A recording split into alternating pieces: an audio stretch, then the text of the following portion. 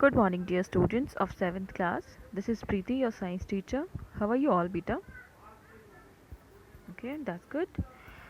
बेटा हम अपने lesson transportation in animals and plants उसका लास्ट टॉपिक कर रहे हैं जो अभी हमने छोड़ दिया था लास्ट टाइम करते हुए.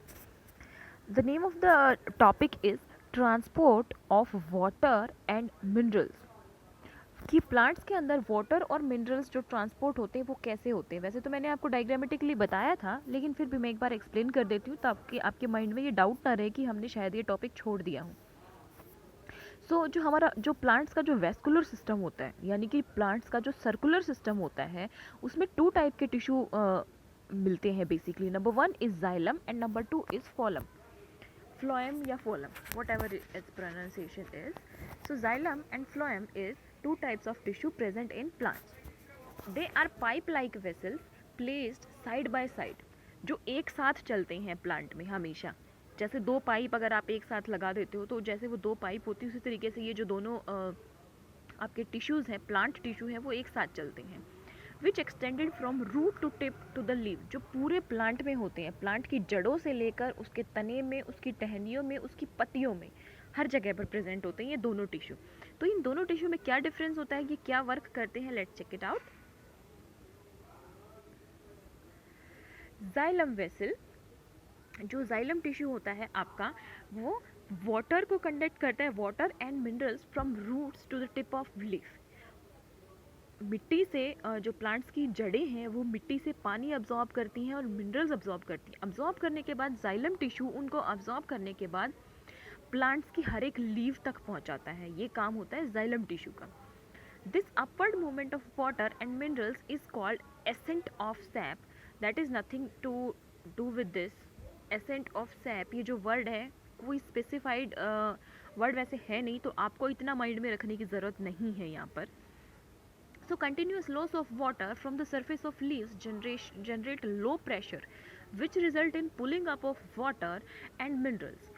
Same happens when we drink juice through straw. In this way, water and minerals get transported.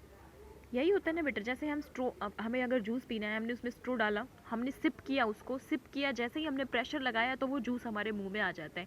Same तरीके से पत्तियों से हमेशा पानी जो है वो लॉस होता रहता है, ट्रांसपिरेशन हमेशा चलता रहता है. तो जैसे ही पत्तियों में पानी की कमी होगी तो वो प्रेशर डालेंगे और उस प्रेशर की वजह से जाइलम टिश्यू के अंदर से जो पानी है या जो मिनरल्स हैं, जो दोनों ही उसने अब्जॉर्ब किए हैं, वो ऊपर वाले लेवल में चले जाएंगे. दैट मीन्स पहले यहाँ से अगर रूट ने अब्जॉर्ब किया है तो रूट में रहेंगे. जैसे ही लीव ट्रांसपिरेशन पूरा कर लेंगी तो यहाँ पर पानी की कमी हो जाएगी, तो जो जाइलम टिश्यू है वो वाटर और मिनरल्स को ऊपर की डायरेक्शन में, यानी कि पत्तियों के पास पहुँचाता रहेगा.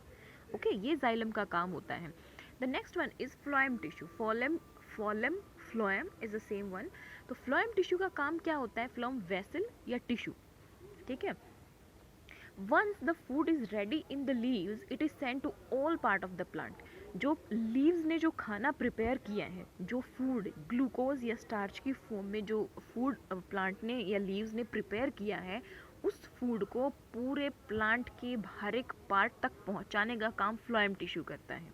Okay, so this process of transporting food to all plant part is called translocation. ये शायद आपका कीवर्ड है ट्रांसलोकेशन. ओके, बट इसको इतना सीरियस मैनर पे लेने की ज़रूरत नहीं है. ये 2 वर्ड जो आए हैं, एसेंट ऑफ सैप और ट्रांसलोकेशन, क्योंकि ये इतना ज़्यादा यूजेबल नहीं होते हैं. टिल 10th क्लास आपको इतना ज़्यादा ये देखने को नहीं मिलेगा. ओके, तो इतना आपके लिए इनफ है कि जो जाइलम टिश्यू है वो वाटर और मिनरल को प्लांट के हर एक पार्ट तक पहुंचाता है, और जो फ्लोएम आपका टिश्यू है वो बने हुए खाने को, प्रिपेयर्ड फूड को प्लांट के हर एक पार्ट तक पहुंचाता है. चाहे रूट्स हैं, चाहे स्टेम है, चाहे टहनियाँ हैं, कोई भी पार्ट है, चाहे फ्रूट्स हैं. ओके, ये तो था बेटा आपका जाइलम एंड फ्लोएम टिश्यू या ट्रांसपोर्टेशन. अब इसमें एक बार बार जो वर्ड रिपीट हो रहा है, दैट इज़ ट्रांसपिरेशन. ट्रांसपिरेशन मैंने आपको कल भी बताया था क्या होता है बेटा. It is the process by which water is lost from leaves in the form of टिनी droplets. छोटे छोटे पानी की बूंदों की फॉर्म में जब पत्तियों से पानी बाहर रिलीज होता रहता है, उसको हम क्या बोलते हैं, ट्रांसपिरेशन. ये आपका कीवर्ड है, आपका question, and that is must important. ये बहुत इंपॉर्टेंट है बेटा, क्योंकि ये आपका आई थिंक 6th क्लास में भी आप लोगों ने किया है ट्रांसपिरेशन, 7th में भी अब आपके लिए है.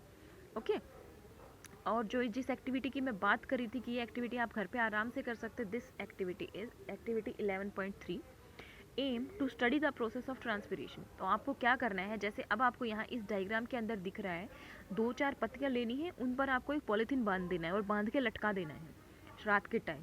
सुबह जब आप देखोगे तो आप देखोगे कि उसमें पानी की कुछ बूंदें इकट्ठा हो गई हैं। जब वो पॉलीथीन बंद थी तो पानी बाहर से तो आया नहीं होगा बेटा, तो वो पानी कहाँ से आया, वो लीव्स के थ्रू आया। ये आप सबके घर पे छोटे मोटे पौधे होते हैं, आप सब लोग कर सकते हैं इस एक्टिविटी को, दैट इज़ नथिंग, इतनी कोई डिफ़िकल्ट टाइप की नहीं है ये।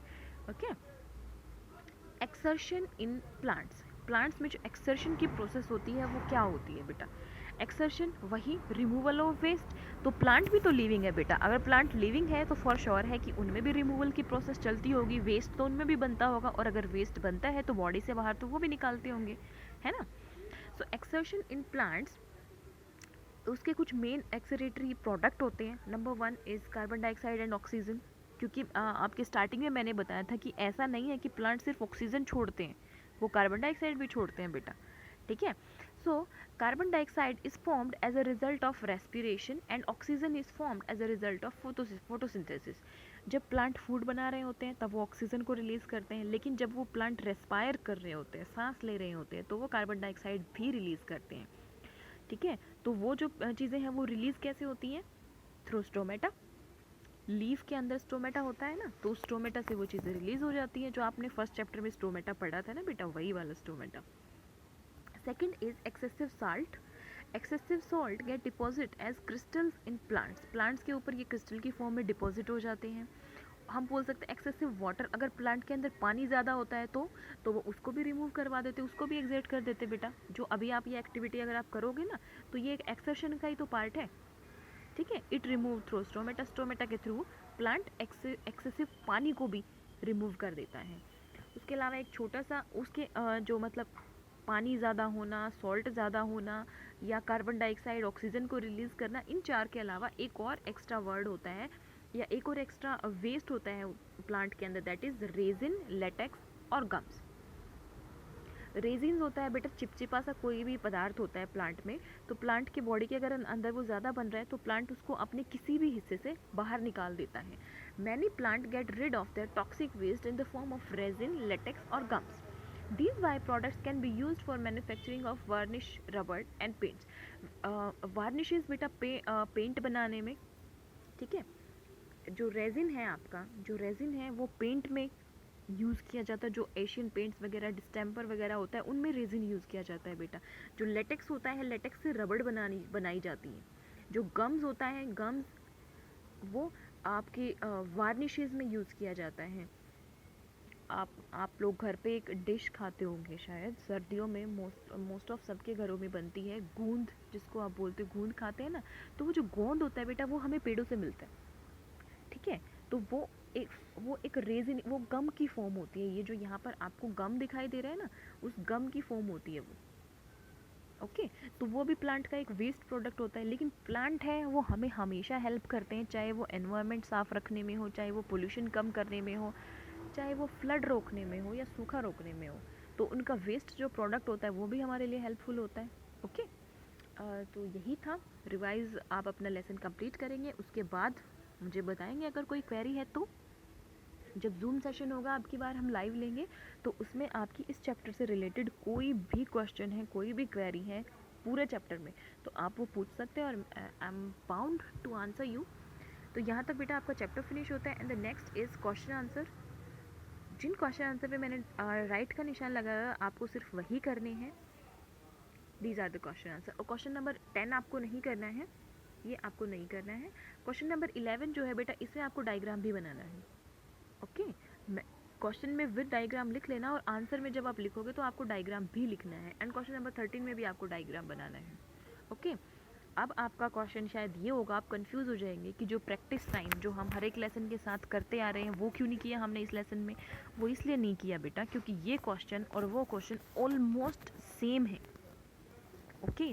वो क्वेश्चन अगर आप उसके लॉन्ग क्वेश्चन आंसर या शॉर्ट क्वेश्चन आंसर उठा के देखेंगे ना, तो सारे के सारे सेम है इनके जैसे, इसलिए हम ये सॉल्व वाले क्वेश्चन ही करेंगे इस चैप्टर में, ओके बेटा। Take care of your self student, bye.